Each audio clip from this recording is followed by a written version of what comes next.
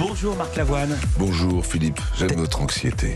Je ne le suis pas. Non, Vous mais êtes vous chanteur, êtes toujours en comédien. prise directe avec l'émotion, ça me plaît beaucoup parce que c'est rare dans votre profession. Voilà, je suis d'accord. Vous êtes un poète un peu.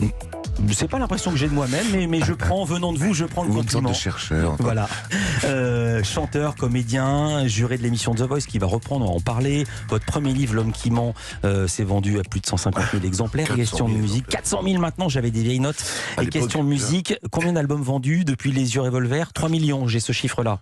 Ah bah je sais pas du tout. Je suis pas très fort en mathématiques. Voilà, votre actualité, c'est ce nouvel album dont on vient d'entendre un titre, le titre qui ouvre l'album, Oui. Le Train, il s'appelle Adulte Jamais.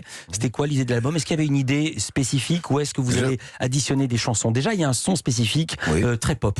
Oui, j'ai rencontré 2 nouveaux compositeurs, Ouais. j'ai donné les clés, un nouvel ingénieur du son qui a bossé avec Eddie De Pretto, que j'aime beaucoup. Donc j'avais envie de trouver un nouveau souffle. À mon âge, on est un peu obligé de chercher comme ça des renouveaux, parce que c'est compliqué en général, après un certain âge, on arrête de faire des chansons, on fait du merchandising. C'est vrai. C'est assez vrai pour tous les chanteurs d'ailleurs. Et donc après 40 ans, après 30 ans, c'est compliqué. Et moi, j'essaye quand même de faire des chansons qui passent, qui touchent le public, et puis de renouveler ce public aussi. Les textes sont de vous, vous parlez de compositeurs, les textes sont de vous. Ouais, toujours. Ouais. Il y a un duo avec Grand Corps Malade, c'est la chanson qui donne le titre à l'album, comme ça on va l'expliciter après. Adulte Jamais, extrait.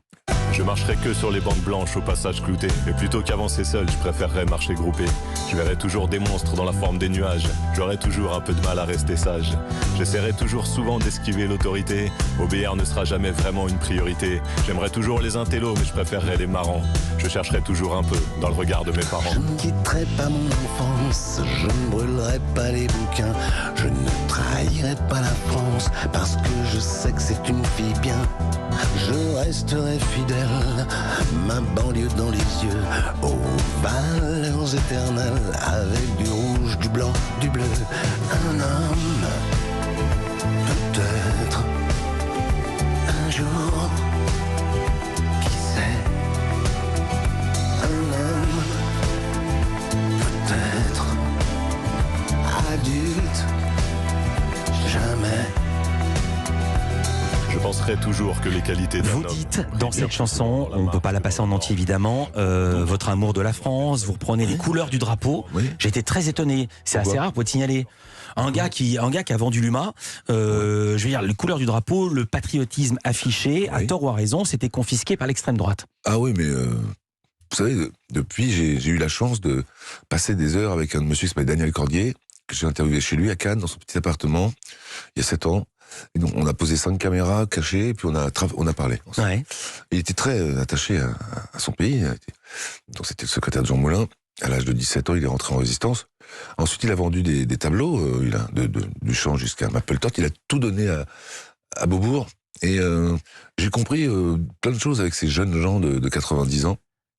Notamment cette attache très profonde à nos valeurs. Donc moi, ces valeurs-là, mes parents les avaient. J'essaie d'honorer la mémoire de mes parents. Vous chantez « Je ne trahirai pas la France » parce que je sais que c'est une fille bien. Ouais. Il y a aussi un titre, L'amour iceberg, coécrit avec votre femme, Oui, Papin. Clean. Une chanson consacrée à l'amour qui fait froid dans le dos, l'amour dangereux. Et les paroles de l'album, Ouais. la musique est joyeuse, parfois en mineur, mais les paroles de l'album, c'est pas joyeux. Je vous le reproche pas, je vous bon demande pour quelle raison. Bah, non, je crois que C'est teinté de mélancolie. oui, bien sûr, mais il y a tout dans cet album. Il y a des moments de joie, des moments de fraternité. Il y a des instants de. Normalement, c'est un petit peu comme ce que faisait Brialy après Chabrol. Il avait son plan érotique. Il avait sa voiture, et c'était contractuel. Il fallait qu'il ait une larme qui coule, un baiser sur la bouche, c'était contractuel. Il rigolait beaucoup, et on lui dit, vous êtes sérieux quand il dit, bah jamais, enfin si, quand je dors. Et ben c'est un peu ça, il faut s'amuser avec les choses.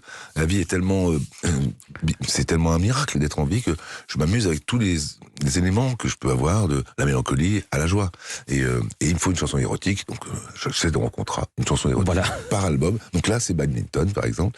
Et je m'amuse avec le corps, avec les rêves, avec le cœur d'occasion, donc c'est la Mais voiture, comment le on train. s'amuse avec la tristesse? Je vais finir d'explorer C'est ce ça le paradoxe. miracle de jouer la comédie. Moi, j'avoue que j'ai la chance de pouvoir faire plusieurs disciplines. C'est-à-dire faire de la photographie, du dessin, mais aussi du cinéma, du théâtre, de la littérature. J'ai été de finir mon nouveau livre et de la musique. Eh bien, on joue justement quand on est acteur. Là, j'ai fait un film sur un médecin un peu particulier. On joue. J'ai joué avec Jackie Cario au drame et aussi.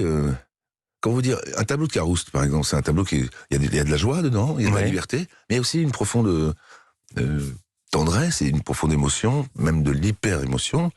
Et voilà, donc, comment vous dire, c'est comme vous avez dans votre tête vos chagrins et puis vos joies, et elles se mélangent, elles vivent ensemble. Mais mon chagrin, moi, il a de l'humour. Il a le sens de l'humour, ce qui fait que ça lui donne une certaine, pas désinvolture, mais en tout cas une distance, parce que la vie, je sais pas très bien ce que c'est. On reste sur ce très bel oxymore, mon chagrin, il a de l'humour. Comment était Marc Lavoine avant qu'il soit connu? Il n'y a pas beaucoup d'années parce qu'il était connu très jeune. C'est Lisa Marquez qui arrive dans le studio. C'est le portrait pré-fame. Culture Média continue.